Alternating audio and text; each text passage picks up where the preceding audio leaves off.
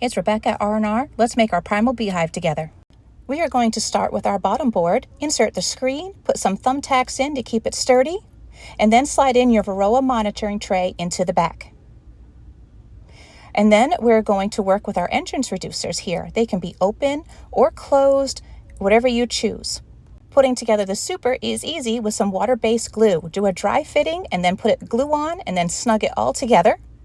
Easy to go and ready to start. Make sure you use a glue that is water soluble and low fumes.